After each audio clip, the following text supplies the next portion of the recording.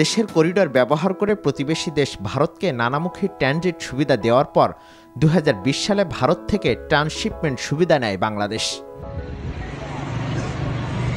ভারতের বিভিন্ন বন্দর ব্যবহার করে পণ্য নেপাল, ভুটান, মিয়ানমার সহ বিশ্বের বিভিন্ন দেশে কম সময়ে স্বল্প ব্যয়ের মধ্যে রপ্তানি করার সুযোগ পায় বাংলাদেশ।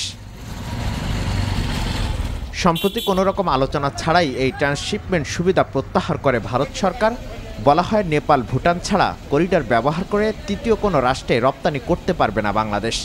এমনকি বাংলাদেশি রপ্তানি পণ্য বোঝাই 4টি ট্রাক ফেরত পাঠায় প্রতিবেশী রাষ্ট্র। দুই রাষ্ট্রপ্রধানের বৈঠকে রেশ কাটতে না কাটতেই প্রতিবেশী রাষ্ট্রের এমন আচরণ কিভাবে দেখছেন বিশেষজ্ঞরা? এই জিনিসগুলো আসলে আর্থিক নয়, যতটা না আর্থিক তার চেয়ে বেশি রাজনৈতিক, পলিটিক্যাল কারণে।